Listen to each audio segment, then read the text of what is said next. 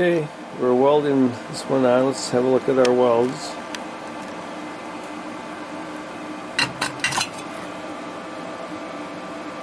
And I'm going to hold this and just like move the light source.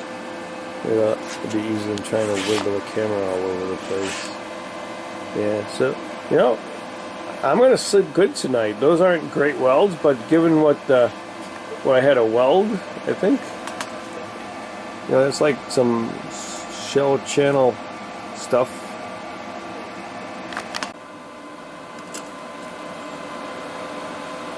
Yeah, that was like almost an 1/8 inch gap between all that stuff there.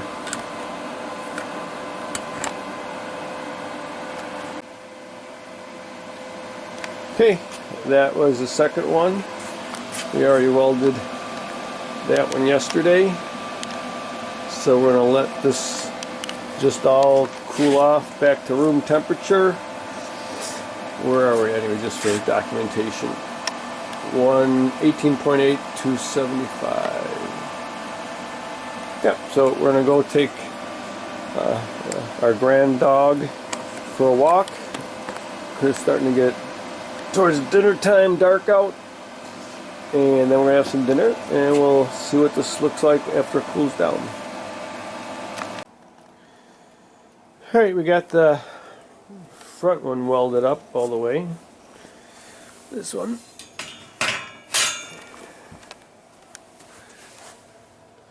You can kind of see. And on the inside it's welded. So now the question is, what do we do next? And I'm thinking, I think I'm going to clamp this. Clamp that to the main beam, the main tube. Change these clamps so that they don't stick up from the top, as you can see if I sit on the side. And then I think I'm going to take the wheels out, take the whole thing, flip it upside down, put it on the welding table so I can get up underneath here to do the welds. Because I can't weld out here, and I can't weld upside down very well yet. Alright, so the decision was made on executive order. I need to weld this next. And I wanted to do it upside down in this position so I could actually get there instead of trying to weld upside down on the ground. So we have prepared those two joints to weld, and we've done a lot of clamping because I don't want the axle to twist in any directions, because then the axle is already hard to fit in there because there was some warping. So we want to make sure that that doesn't change anymore for the worse. Changing better is okay. And we also want to make sure that the axle is perpendicular to the main tube. We don't want to warp our top platform with those welds. So I think we're in a good spot. And I think we're going to weld those up, see how we go.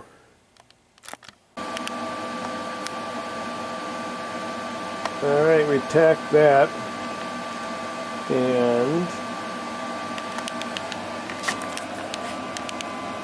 we tack this one just to keep everything locked in place once we start doing a lot of welding here. So take a look at this view.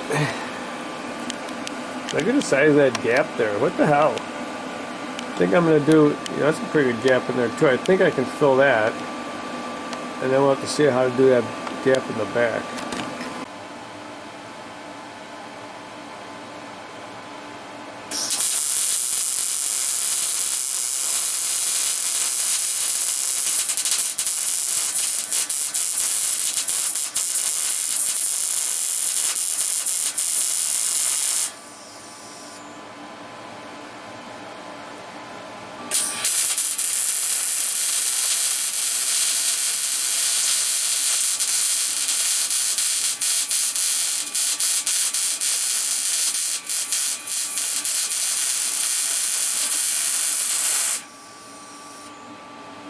You can kind of see it's a pretty big gap where it focuses there. I guess it's got a lot of things to focus on. So I put a piece of aluminum plate behind it because the welding is not supposed to stick to aluminum, so I don't want it to blow through, so maybe I'll be able to bridge that gap there. Or not. We'll see. It'll be fun to try.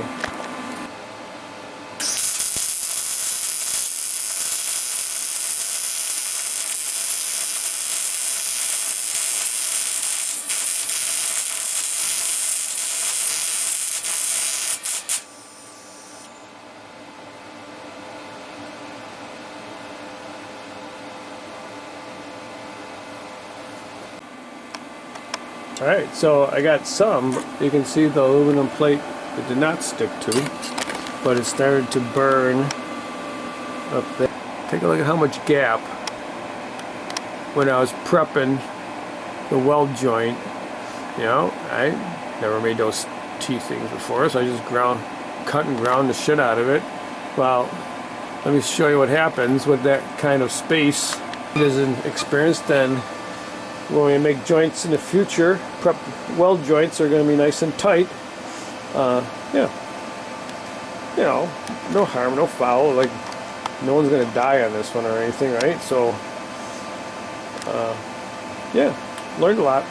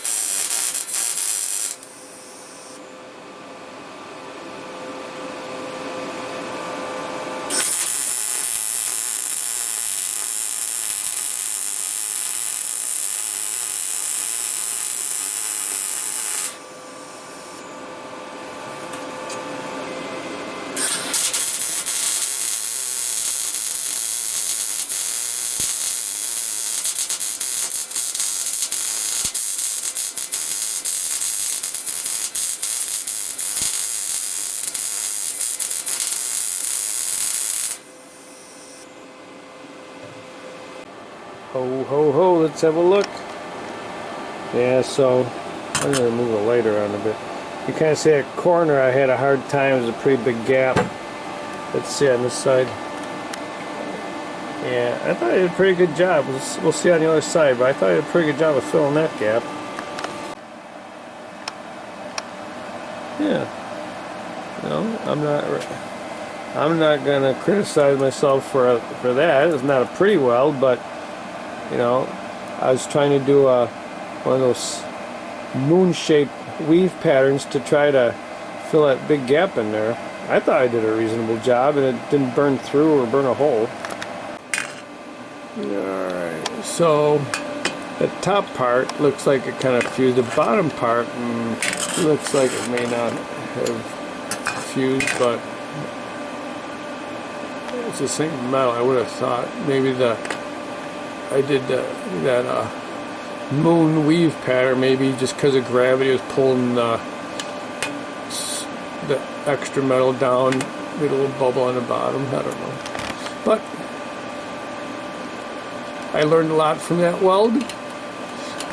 I'm proud that I got some metal in there and it didn't burn through. Yeah, I'm gonna have lunch. I'm not gonna skip lunch because of that. Okay, so that joint's down to 75 degrees, 74 degrees, which is, you know, everything else is like 66 degrees. So what I'm going to do is I'm going to use our die grinder with our conical carbide burr, and we're going to clean up that joint, and also not clean up the other joint.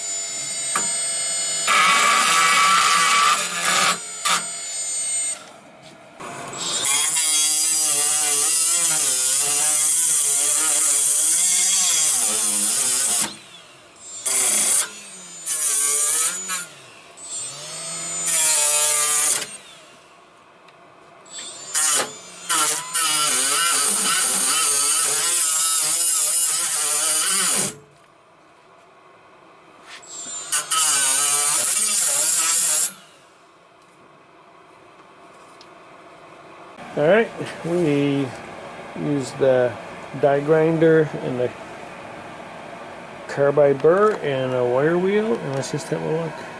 So there's my test if I can touch this without potentially ripping my skin open, and that's a good place to be. I just don't want to leave if I reach underneath here when I'm out in the field working to do something and accidentally catch a sharp piece and rip a hole in my hand. That's, you know. And we can see on this end, it's probably like a 1/16 of an inch over 12 inches. So it looks like that joint, we did add a lot of heat there, did cause it to bow. So I guess it pulled, in this orientation, pulled the ends downward, even though I had it clamped pretty good.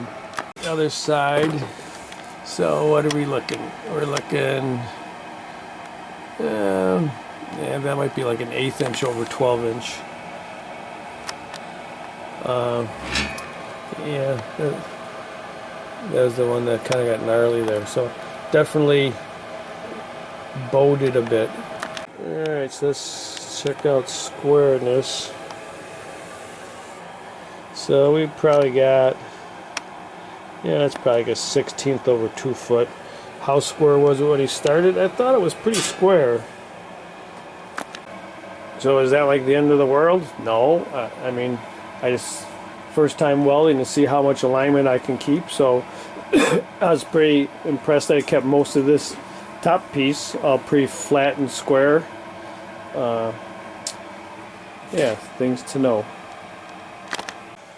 So this is one of the main alignment issues that I did want to maintain, was that this had already had a bow in it, which made it hard to put the axle through it. I didn't want it to get any worse, and yeah, that's probably about the same as where it was, for how much it takes to, let's see, yeah, I can get it in now. I got to put some force to it, but it does fit, so it didn't get any worse, let's put it that way.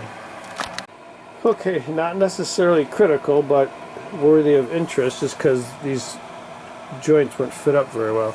So here's this perpendicularity, so we got it touching up there,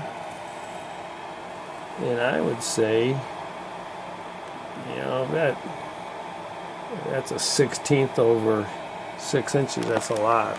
But let's have a look this way. So we got it touched off at the top here, but when it gets to the bottom, like, shit, it's at least a 1/2 inch over 6 inches. That's crazy bad. And I could kind of, instead of the point, I could kind of see when it's laying here. I'm going, man, that looks like it's tipped back. Now, what did I clamp to keep it from bending this way? Like, I had this main one clamped here to those, but maybe I needed to have it a stronger clamp than just those. I just used those clamps, so maybe I need to have like some C clamps or something with more pressure to keep it from rotating, because that rotated moved like a 1/2 inch. That still looks good. Yeah, so that's interesting. So another reason to get good fit up joints before you weld. Alright, so we want, you know, the wheels to be going down straight along the path of travel and not be tipped at an angle. So let's see if that's gonna work. So we got this one lined up, and let's see if we can see the back one lined up. Yep. So then on the top, the axle, we got a square there. So like from here on here, you know, let's call it a 1/16 out of 12, because that's actually longer than 12. So a 1/16 out of 12 out of alignment. I don't think we're gonna wear our wagon wheels too bad.